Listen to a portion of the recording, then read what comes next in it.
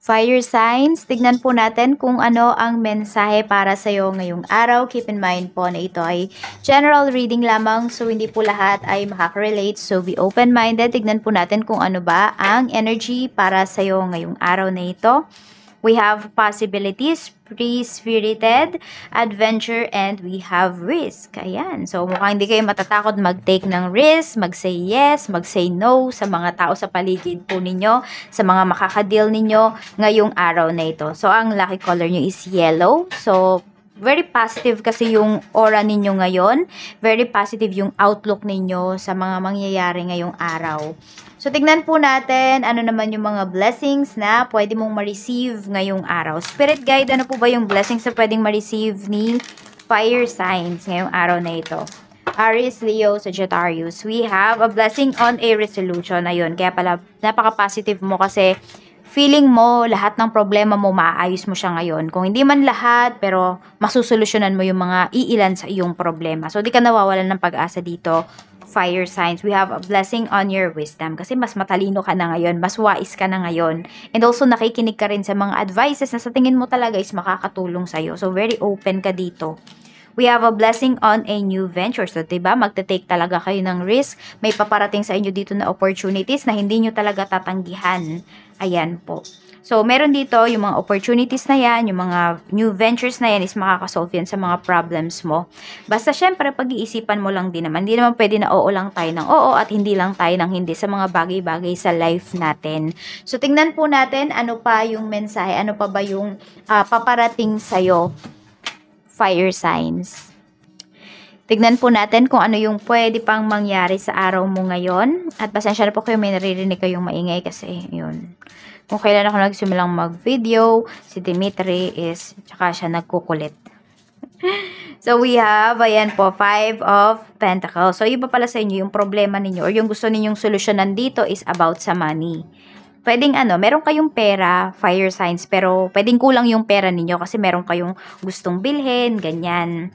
So, pwede naman po na merong makatulong sa inyo dito or yun nga, di ba, meron tayo ditong new venture, baka meron kayong pagkakakitaan o kaya side hustle ngayong araw na ito. So, makakatulong po yun pandagdag para dito sa mga gusto ninyong bilhin ngayong araw. Or kung hindi naman kayo, kung wala naman kayong bibilhin, pwedeng nag-iipon lang talaga yung iba sa inyo. So, naghahanda kayo dito. So, tignan pa po natin, we have 3 of swords, okay?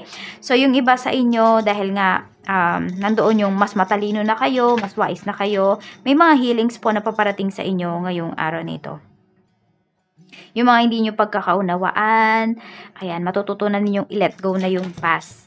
So, tingnan natin kung ano pa yung mensahe para sa'yo. So, mas nagiging malawak po kasi yung kaisipan ninyo. Mas natututo kayo sa buhay. Yung tipong nakikita ko kasi sa inyo dito, fire signs, hindi kayo mapagtanim ng sama ng loob ngayon. Naiintindihan mo, kung meron mang may nagawa sa yung hindi maganda, nagigets mo sila. Okay, sabi na natin, siguro, gina-justify mo talaga yung mga ginawa nila sa'yo. Pero in a right way naman, ayan, hindi naman yung nagpapatake advantage ka talaga dito. Ayan. So, natatanggap mo na, kunwari, yung isang tao na yun is need na talaga niyang umalis sa life mo. So, you accepted it. Yung iba sa inyo, ayan heartbroken yung iba sa inyo. Pero, parang, hindi naman sinasawalang bahala ninyo. Pero, pinofocus ninyo yung inyong sarili sa ibang mga bagay. Tignan natin, we have the wheel. Napakaganda po ng energy mo talaga ngayong araw na ito.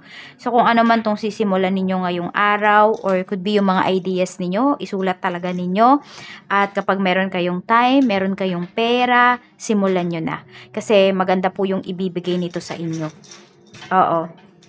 Napakaganda po. Sobrang daming biyaya na marireceive ninyo, fire signs. So, tignan natin pagdating sa trabaho. Spirit guide, pagdating po sa trabaho, kamusta po si fire signs ngayong araw na ito?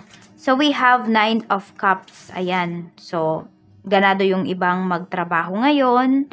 Meron tayong 4 of pentacles. So, pwede po kasi na mayroong pinangako sa inyo or meron dito, ibibigay na ba yung mga bonuses ninyo or bibigyan kayo ng bonus ngayong araw na ito. So, ayan po. And also, masaya ka sa trabaho mo kasi nagagawa, hindi naman sana nagagawa mo yung gusto mo. I mean, nagiging creative ka kasi. Mas madami kang nalalaman, ayun, madami kang natututunan, fire signs, and also, ayan po. pwedeng ikaw talaga isa sa mga pinagkakatiwalaan dito pagdating sa trabaho. Wala silang masasabi sa'yo. You are very honest and you are very committed sa trabaho mo ngayong araw na ito. Ayun o, may happiness kasi tayo dito.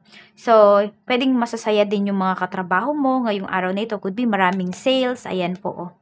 Tignan natin. Or could be madaming clients ngayong araw dyan sa inyong trabaho. Madami kayong gagawin talaga. Sobrang busy po ninyo. Pero happy kayo sa ginagawa ninyo. Tignan po natin pagdating naman sa negosyo. Ang ganda din ng energy mo talaga. So, 6 of Wands, pagdating po ito sa negosyo. So, nakikilala na yung brands ninyo. Nakikilala na yung business ninyo. Hinahanap-hanap na siya ng mga tao. Ayan po. So, ang dami mong papuri na marireceive ngayong araw na ito. So, yung iba sa inyo, pwedeng ang pinoproblema nyo dito is paano kayo makakakuha pa ng another puhunan. So, kasi nag-e-expand yung business ninyo dito. Nakikita ko. Fire sign. So, pwedeng nagkukulang kayo ng something, na mga mga equipments ba? Yan. Basta, need ng business niyo na mag-grow kasi doon talaga siya papunta. Kaya lang, medyo nahihirapan kayo sa puhunan. So, ayan, makakaisip kayo ng solusyon. Diba, meron tayong blessing on a new venture. Ayan po. So, tingnan natin. So, wag nyo lang sigurong madaliin yung pag-unlad dito. Pero dun po talaga papunta yung business ninyo. Basta maging committed lang po talaga kayo. Katulad dito sa mga nagtatrabaho, maging committed lalo kayo pagdating sa inyong negosyo. Check natin pagdating naman sa pera. We have King of Swords. Ayan. So, medyo, di ba may heartbreaks kayo dito. Pwede kasi nga ito, pagdating sa business, yung iba, yung mga nilagay ninyo dito sa inyong negosyo, pwedeng hindi siya bumalik. Ayan po. At saka meron din ako nakikita, ini-expect kayo dito na ma-receive ngayong araw. Kaya lang kasi, diba, meron tayo ditong 3 of Swords. So, pwedeng ma-delay kasi siya. Fire signs. Pero dahil nga, malawak naman yung iyong kaisipan. So, sabihin natin, hindi mo siya masyadong didibdibin. Bagkos, maghahanap ka talaga ng solusyon dun sa problem mo or dito sa hinihintay mo na pera ngayong araw na ito. Pero kung ikaw naman yung may pinangako dito, fire signs, pagdating sa kung sino man yung pinangakuan mo, ayan, tutuparin mo talaga siya. Meron kang isang salita dito and you are very responsible pagdating sa iyong kaperahan. Yan. Kung meron na kayong naranasan dito na sabihin natin shortage pagdating sa inyong pera, so ngayon, ayaw nyo na yung mangyari. Kaya kontrolado mo talaga dito yung pera mo. Ayan, talagang sinusulat niya yata talaga kada may lumalabas or may pumapasok na pera dito sa bank accounts ninyo or sa bulsa po ninyo. So, tignan natin kung ano naman ang mensahe pagdating sa love life mo. Though yung iba sa inyo dito is, ayun, medyo nalulungkot kayo, broken hearted. So, meron naman tayo ditong 10 of Cups. Okay. So, a blessing on a new venture. For some of you, ito, nag-i-start yata yung iba sa inyo or nagbabalak na mag-start ng family yung iba sa inyo. Fire signs, yun kasi yung pinapakita dito. So, you will take your chance. Could be, ayan. So, meron kayong bagong sisimulan dito. Ready na kayo for the next chapter of your life. Sabi nga dito, madaming possibilities. So, kung ano man yung pinagdadaanan ninyo sa inyong relationship ngayon, sa inyong love life, ay hindi kayo nawawalan ng pag-asa. Lumalaban pa rin talaga kayo dito. So, tingnan natin kung ano ba yung mensahe na marireceive natin. Spirit guide, tignan natin kung ano man tong mensahe na ito. Spirit guide, mensahe po natin kay fire signs. We have, I can't make a decision. Meron dito nahihirapan. Hindi daw siya makagawa ng desisyon, nahihirapan siya. So, ayan. Kayo ba ito? Fire signs? Ayan po. Or ito yung person na ka-deal mo. Naguguluhan siya ngayon. Pwedeng nape-pressure siya.